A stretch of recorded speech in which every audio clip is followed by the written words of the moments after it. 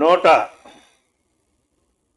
భారత ఎన్నికల కమిషన్ ప్రవేశపెట్టినటువంటి నోటా ఎందుకు ప్రవేశపెట్టడము జరిగింది? ఎన్నికల సిస్టంలో దీనివల్ల ప్రజలకు ఉపయోగం ఏమి?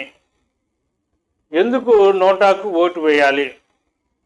నోటాకు ఓటు వేయడం వల్ల ఎవరికి లాభం అనేటువంటి విషయాలను కూలంకుషంగా పరిశీలిస్తే,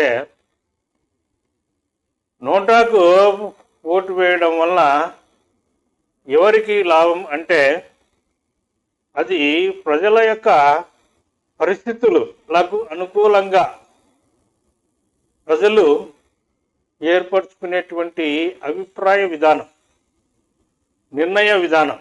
ఎవరికి లాభం అంటే చివరికి ప్రజలకే లాభంగా చేకూర్చడము జరుగుతుంది. సమాజంలో ఉన్నటువంటి పార్టీల పరిస్థితులను గమనించినటువంటి ప్రజలు ఎన్నుకునేటువంటి పార్టీల యొక్క పరిస్థితులు సహజంగాను విశ్వసిద్ధంగాను నిజాన్ని కాపాడుకోవడంలో లోపం ఏర్పడినప్పుడు పూర్తిగా వక్రీకరించబడినప్పుడు ఏ పార్టీ కూడా సమర్థవంతంగా విధులు నిర్వర్తించినటువంటి పక్షంలో అన్ని పార్టీలు వారి యొక్క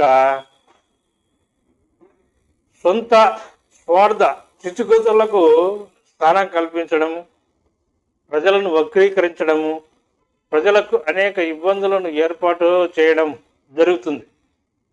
అటువంటి పక్షంలో ప్రజలు అన్ని పార్టీలను కూడా తిరస్కరించడానికి ఈ నోటా ఉపయోగపడుతుందన్నమాట.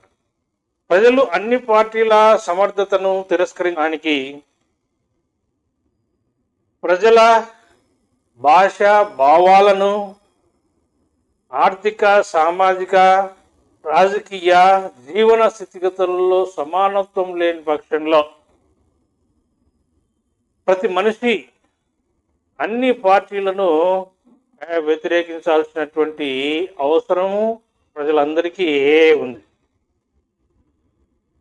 ఈ నోటా వల్ల చివరికి ఎవరికి లాభం కలుగుతుందంటే ప్రజలకే లాభము కలుగుతుంది.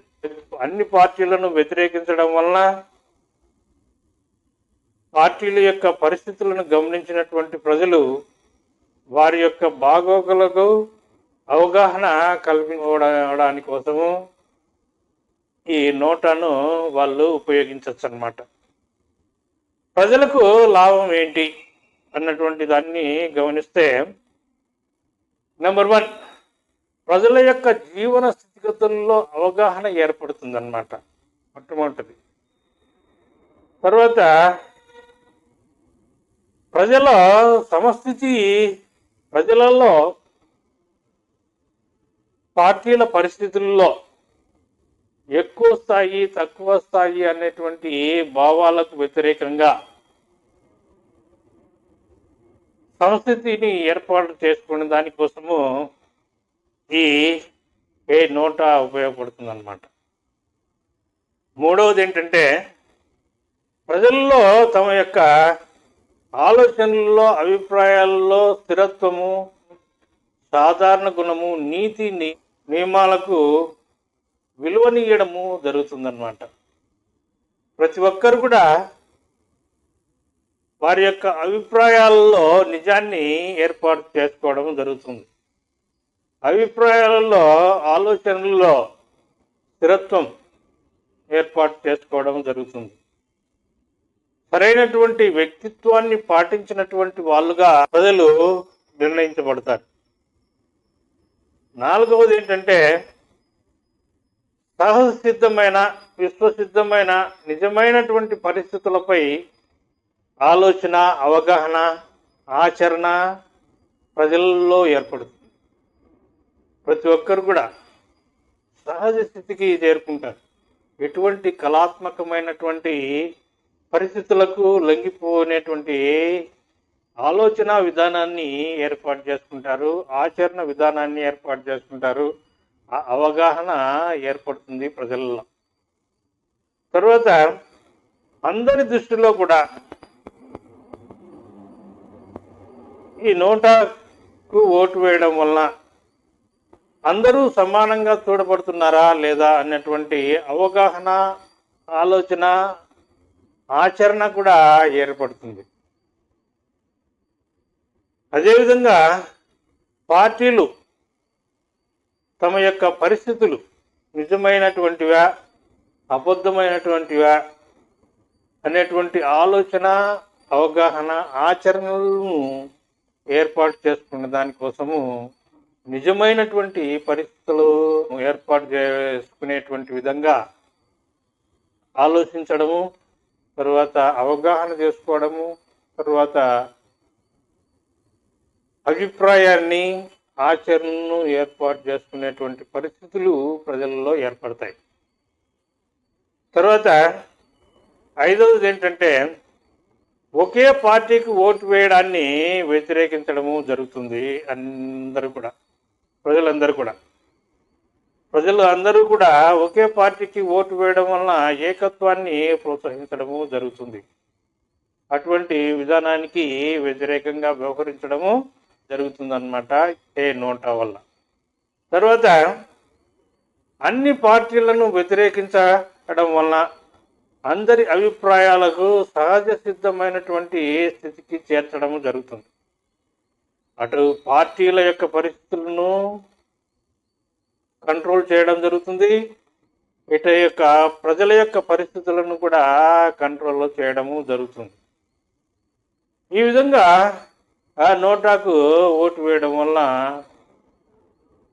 సహజమైనటువంటి పరిస్థితులను ఏర్పాటు చేసుకుని, అందరి దృష్టితో పరిస్థితులను ఏర్పాటు చేసుకుని ఏకత్వానికి భిన్నంగా వ్యవహరించడం జరుగుతుంది.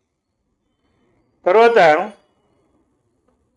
ఏడవది ఏంటంటే ఒకే పార్టీకి ఓటు వేయడం వలన ఏకత్వాన్ని ప్రోత్సహించడం జరుగుతుంది. దీనికి వ్యతిరేకించాల్సినటువంటి బాధ్యత ప్రజల అందరిపైన ఉంది. ఎప్పుడు కూడా పార్టీల ఏకత్వాన్ని కోసము, ప్రజల యొక్క ఏకత్వాన్ని కోసము సహకరించకూడదన్నమాట. అందరి దృష్టితో అటు పార్టీల పరిస్థితులు, తర్వాత ప్రజల యొక్క పరిస్థితులు అందరి దృష్టితో విశ్వసిద్ధంగా ఏర్పరచుకునేటువంటి విధానానికి రూపకల్పన ఏర్పడుతుంది. తర్వాత ఏకత్వాన్ని వ్యతిరేకించడము జరుగుతుంది, నిజాన్ని కాపాడుకోవడము జరుగుతుంది.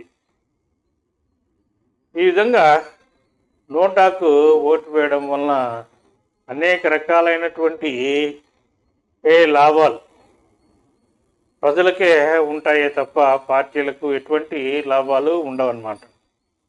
కాబట్టి ప్రజలు దీనిపైన ఆలోచన, అవగాహన, ఆచరణను ఏర్పాటు చేసుకునేటువంటి విధంగా